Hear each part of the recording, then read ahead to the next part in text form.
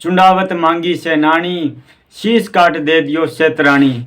तो मुझे गर्व है कि मैं राजस्थान की धरती पर जन्मा हूँ और यहाँ पर ऐसी महिलाएं भी हुई है जिन्होंने अपने पति के द्वारा युद्ध में जाने से पहले निशानी मांगने पर अपना शीश काट के दे दिया था। तो ये कहानी चारुमती की है, राजकुमारी चारुमती की।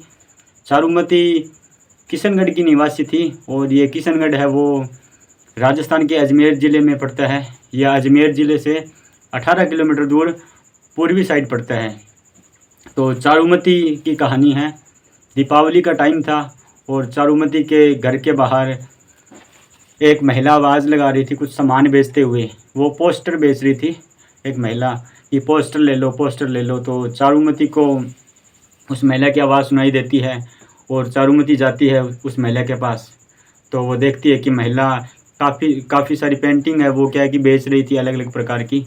तो चारुमती उस महिला से काफ़ी सारी पेंटिंग क्या है कि लेती है, ख़रीदती है और कुछ राजाओं की, महाराजाओं की, वो अपने भगवान की जैसे विष्णु भगवान, शिव जी और इनकी क्या है वो पेंटिंग लेती है, कुछ ख़रीद लेती है, ठीक है उससे। तो फिर वो महिला चारुमती को बोलती है कि आपने इतनी सारी तो पेंटिंग ख़रीद ली, लेकिन एक बड़ी शानदार और सबसे अच्छी पेंटिंग थी वो तो आपने अभी तक देखी ही नहीं।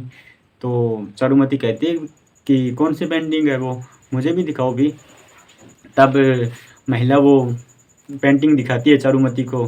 तो चारुमती पूछती है अभी ये कौन है।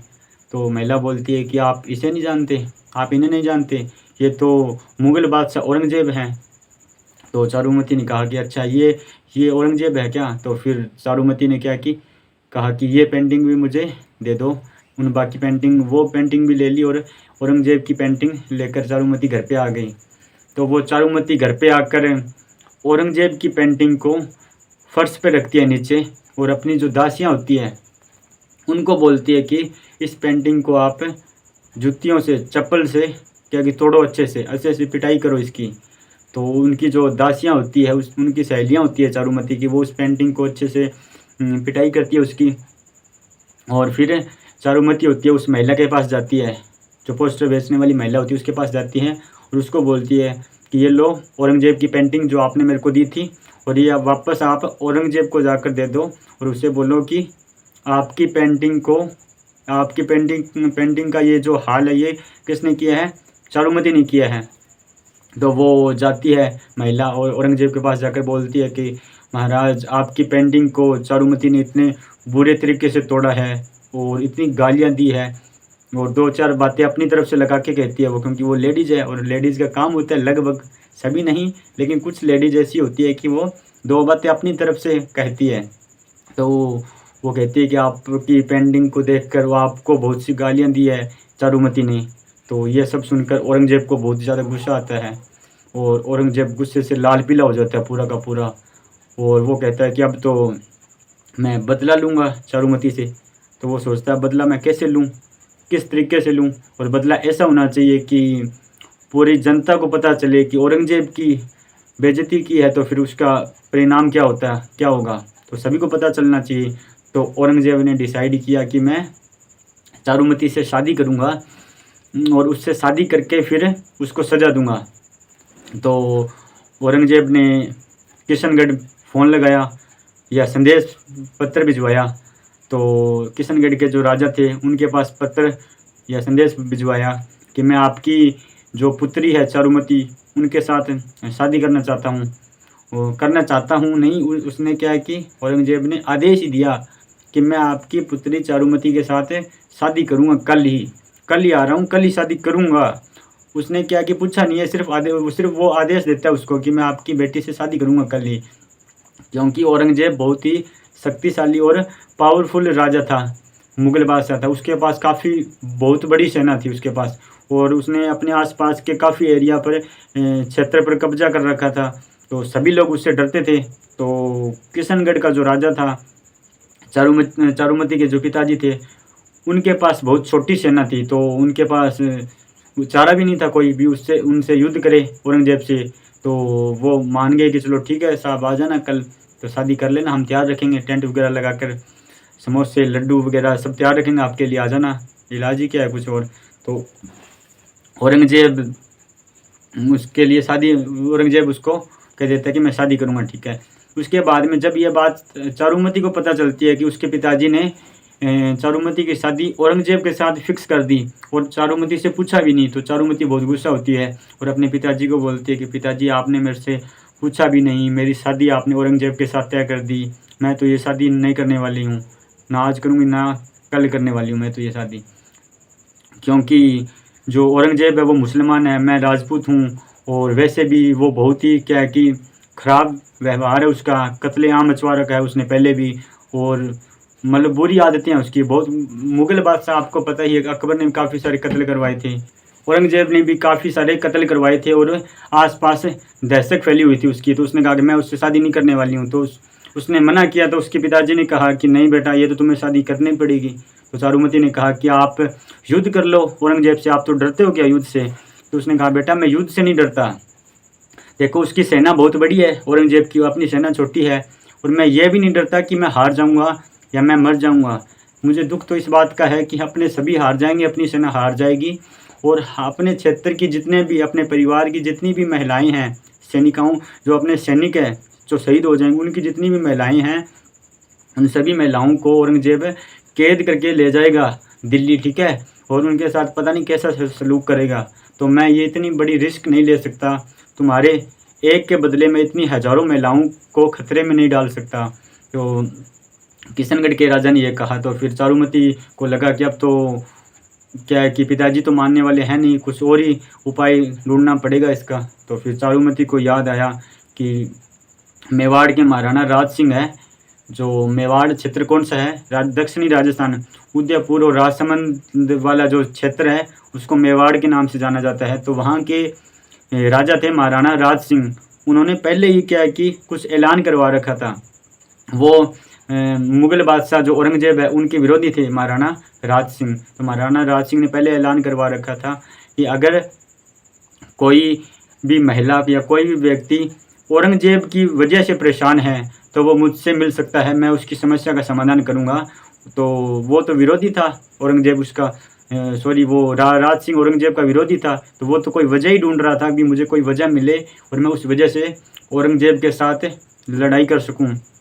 तो चारुमती राज सिंह के पास संदेश पहुंचाती है कि महाराज औरंगजेब मेरे से ज़बरदस्ती शादी करना चाहता है और मेरे घर वाले भी औरंगजेब के दबाव में आकर मेरी शादी औरंगजेब के साथ करना चाहते हैं। तो आप क्या कि मेरे को मेरी मदद कीजिए आप, या तो आप मेरे से शादी कर लो, या आप ये शादी रोक दो, औरंगजेब जो मेरे साथ शादी कर रहा है वो शादी आप रोक दो। राज सिंह के पास जैसे ये सूचना पहुंचती है कि चारुमती उनसे शादी करना चाहती है और मदद के लिए बुला रही है, तो राज सिंह सभा बैठाते हैं अपने दरबार में और अपने सेनापतियों से पूछते हैं, तो राय लेते हैं अभी क्या करना चाहिए, अभी चारुमती की सहायता करें या ना करें।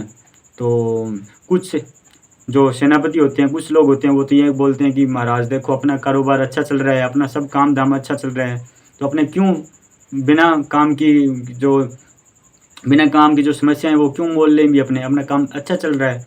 तो कुछ जो सेनापति हैं, कुछ जो बड़े लोग हैं वो बोलते हैं देखो महाराज हम राजपूत हैं और हमारा पहला कर्तव्य यही है कि हम महिलाओं की मदद करें और लोगों की मदद करें, तो वो मदद के लिए हमें बुला रही है तो हमें मदद करनी चाहिए। तो फाइनली राज सिंह है वो क्या है कि फैसला लेता है कि मैं चारुमती से शादी करूंगा कल, जिस दिन औरंगजेब आएगा शादी करने उसी दिन मैं औरंगजेब से पहले पहुंचकर चारुमती से शादी करके उसे मेवाड़ यहाँ पे लेके आ जाऊंगा, उदयपुर, ठीक है।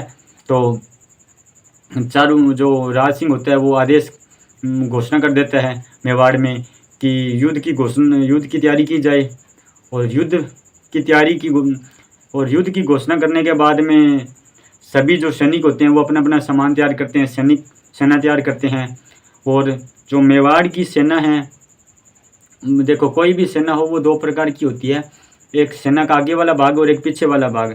जो सेना का आगे वाला भाग है जो फ्रंट रूप से सबसे पहले लड़ता है उसे हरावल कहते हैं। तो मेवाड़ की हरावल सेना में जो सलूम्बर के चुंडावत या राणा चुंडा के वंशज थे वो भाग लेते थे, या वो उनके सेनापति हुआ करते थे। चुंडा वंश है सलूम्बर का, ठीक है। सलूम्बर है उदयपुर में कोई शहर है, तो वहाँ पर राणा चुंडा के वंशज निवास करते हैं। और वो लोग ही जो मेवाड़ की हरावल सेना उनमें भाग लेते थे। तो उस समय जो सलूम्बर का रतन सिंह चुनावत था, वो सेनापति था राज सिंह का, वो छुट्टी पे गया हुआ था। तो राज सिंह ने कहा भी तुरंत ही सेनापति रतन सिंह चुनावत को सूचना पहुंचाओ कि युद्ध की तैयारी करनी है, कल युद्ध करना है औरंगजेब के साथ। तो फिर रतन सिंह के पास सूचना पहुंचती है कि महाराज आपको तुरंत ही बुला रहे हैं और युद्ध करने वाले हैं, युद्ध के लिए बुला रहे हैं। और मज़े की बात तो ये है कि उसी दिन रतन सिंह चुंडावत की भी शादी होती है, उसी दिन ही होती है। और वो क्या है कि फेरे लेके घर पे के आता ही है उसी दिन उसके पास सूचना आ जाती है कि आपको युद्ध के लिए जाना है, महाराज ने बुलाया है। जैसे बॉर्डर फिल्म में होता है ना, सुनील शेट्टी के साथ होता है बॉर्डर फिल्म में कि युद्ध जंग छिड़ चुकी है, आपको बॉर्डर पे जाना है, वैसा ही रतन सिंह चुंडावत के साथ होता है। तो रतन सिंह चुंडावत मना कर देते हैं कि नहीं, मेरी आज ही शादी हुई है और मैं तो नहीं जा सकता, महाराज को बोल दो, मना कर देते हैं। तो ये बात रतन सिंह चुंडावत की जो पत्नी होती है उसको पता चलता है। रतन सिंह चुंडावत की पत्नी का नाम है सहेल कंवर। वो हाड़ा वंश, जो कोटा बूंदी में हाड़ा वंश था, उनकी राजकुमारी थी। तो उनकी राजकुमारी थी हाड़ा वंश की, तो वो क्या कहलाई, हाड़ी रानी कहलाई। तो रतन सिंह चुंडावत की जो पत्नी थी वो कौन थी, हाड़ी रानी थी, हाड़ी रानी सहेल कंवर।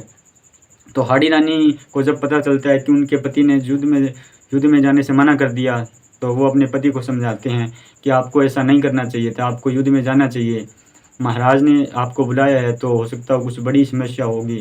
तो रतन सिंह चुंडावत कहते हैं कि मुझे पता है महाराज ऐसे युद्ध रोज़ाना ही करते हैं, और ऐसी रोज़ाना ही वो तो शादियाँ करते हैं, उनका क्या है, मेरी आज ही शादी हुई है, भला आज किसका मन करता है शादी वाले दिन युद्ध में जाने का। तो उसने कहा मैंने तो मना कर दिया, मैं नहीं जाने वाला हूँ। तो बड़ी मुश्किल से हाड़ी रानी अपने पति रतन सिंह चुंडावत को मनाती है, कसम देकर जैसे भी कि आपको मेरी कसम, आपको युद्ध में जाना चाहिए लड़ने के लिए। तो फाइनली जो रतन सिंह चुंडावत है वो युद्ध में जाने के लिए तैयार हो जाते हैं और अपनी सेना को तैयार करते हैं। और युद्ध में जाने के लिए घोड़े पर सवार होकर जैसे निकलते हैं, तो हाड़ी रानी होती है वो छत पर खड़ी होती है, अपने पति को जाती हुए देखती है, झरोखे में से देखती है छत पर खड़े होकर। तो रतन सिंह चुंडावत भी अपनी पत्नी को देखते हैं। तो उनको क्या है कि अच्छा नहीं लग रहा था। रतन सिंह चुंडावत सोच रहे थे कि काश मेरी पत्नी मुझे ये वो कसम क्या कि बुला दे और ये बोल दे कि आप रुक जाओ, मत जाओ युद्ध में, तो मैं क्या युद्ध में ना जाऊं, उसका ऐसा मन कर रहा था रतन सिंह चुंडावत का। तो रतन सिंह चुंडावत बोलते हैं अपने सैनिक को कि जाओ आप निशानी लेके आओ महारानी से, कि महाराज उनको बोलो कि महाराज ने निशानी मंगाई है, कुछ भी कम से कम आप नहीं होंगे तो मैं आपकी निशानी को देखकर टाइम पास कर लूँगा वहाँ पे, जब फ्री टाइम होगा तब। तो वो सैनिक जाता है हाड़ी रानी के पास निशानी लेने के लिए।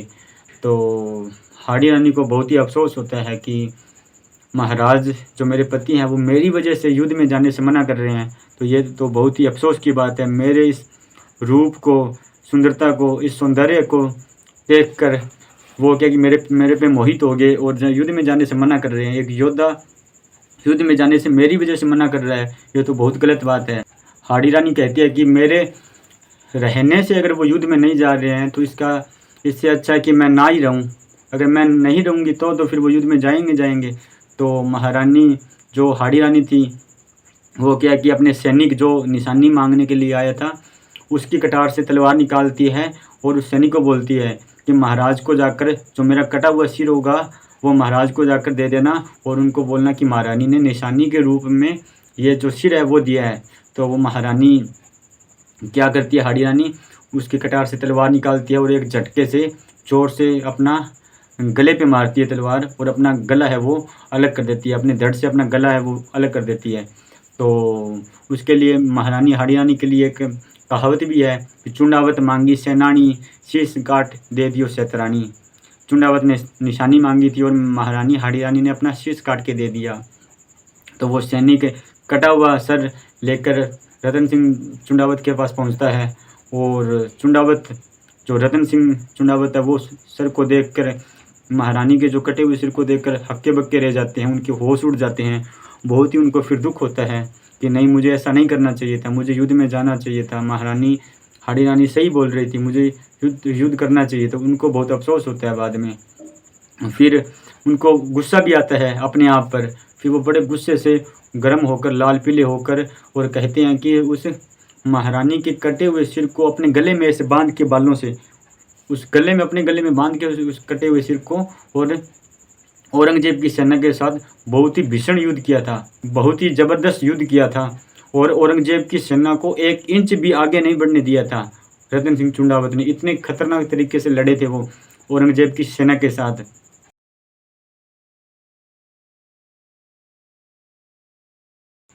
और महाराणा राज सिंह थे, वो चारुमती से शादी करते हैं और वापस वो अपनी सेना के साथ लड़ने के लिए अजमेर आते हैं।